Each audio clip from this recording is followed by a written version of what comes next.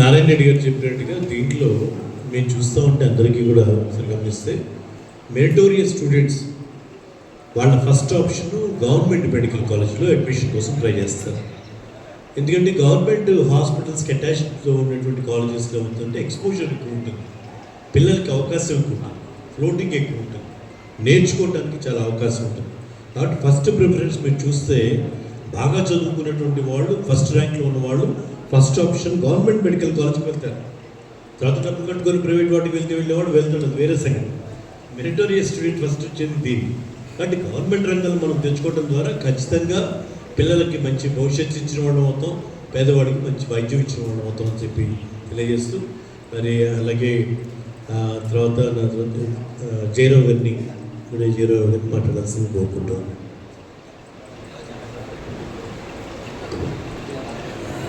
అందరికీ జయభీములండి. మన బాపట్ల మన మెడికల్ కాలేజ్ మీరు చూస్తూ ఉంటారు సోషల్ మీడియాలో. నేను సార్ మొదలుపెట్టిన దగ్గర నుండి మన బాపట్ల మన మెడికల్ కాలేజీ పాంప్లెట్ రిలీజ్ చేసాం. ఆల్మోస్ట్ బాపట్ల జిల్లాలో అన్ని నియోజకవర్గాల్లో చేసే కార్యక్రమాలు మా పార్టీ ఇన్ఛార్జీలతో.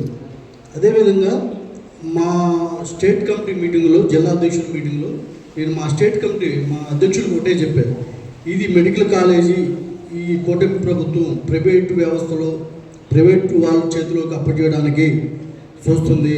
మనం ముందుగానే దీని మీద మన పార్టీ గళమెత్తాలంటే మా రిటైర్డ్ జడ్జి గారు ఉన్నారు, మా స్టేట్ కార్యదర్శి గురూప్ గారు, ఆయన అంటేనే అన్నారు, స్టేట్ ప్రెసిడెంట్గా రాజారావు గారు చెప్పేది, మనం ఆలోచన చేద్దాం, మన పార్టీ స్టాండర్డ్ తీసుకుందాం, హైకోర్టులో పిల్లేద్దామని పిల్లు కూడా వేయడం జరిగింది.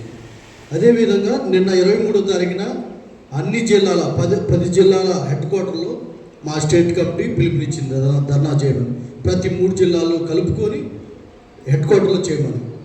ఈ కార్యక్రమంలో గౌరవనీయులు మాజీ డిప్యూటీ స్పీకర్ గారు వనారావుపతి గారు తలపెట్టిన ఈ రౌండ్ టేబుల్ సమావేశానికి అందరిని ఆహ్వానించినందుకు అందరికీ ధన్యవాదాలు తెలియజేసుకుంటున్నాం.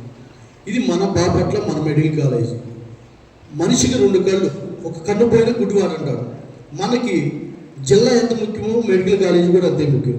2 కళ్ళతో సమానం. ఒక కన్ను పోయినా కూడా గుడ్డి వాళ్ళకే. మనం 2 సాధించుకున్నాం. గౌరవనీయులు కోనరావుపతి గారి ఆయన కృషి వల్ల జిల్లా హెడ్ క్వార్టర్గా భావించాం. జిల్లా హెడ్ క్వార్టర్లో మెడికల్ కాలేజీ రావడం కూడా ఒక వరం. ఆ వరాన్ని కూడా మనం నిలుపుకోవాలి.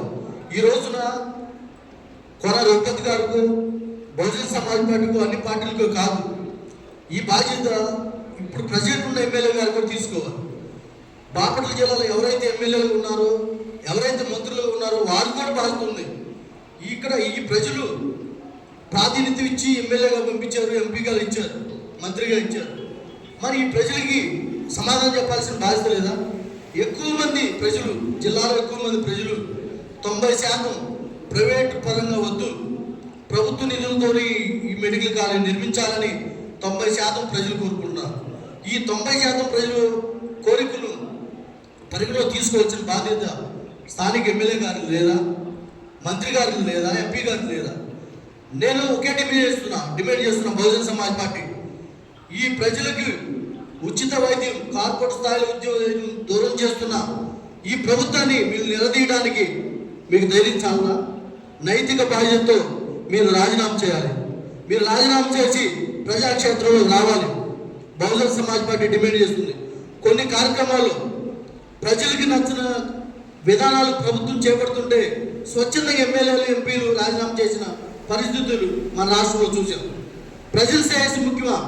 ఏమి పీపీ విధానం మార్చండి, రాజీనామా చేయండి. గత ప్రభుత్వం వీళ్ళు వైసీపీ ప్రభుత్వంలో కొంతమంది కాంగ్రెస్ పార్టీకి వ్యతిరేకంగా రాజీనామా చేసి ప్రజల క్షేత్రంలో వెళ్ళి మళ్ళీ గెలవలేదా? మళ్ళీ అసెంబ్లీకి వెళ్ళలేదా? మీరు ఎందుకు ప్రజలు ఆరోగ్యాన్ని, ప్రజలకు కావాల్సింది ఉచిత విద్యం, ఉచిత వైద్యం, ఉచిత ఉపాధి, ఈ 3 వ్యవస్థలు ప్రజలకు అందించిన ఏ ప్రభుత్వమైనా రాజీనామా చేయాలి.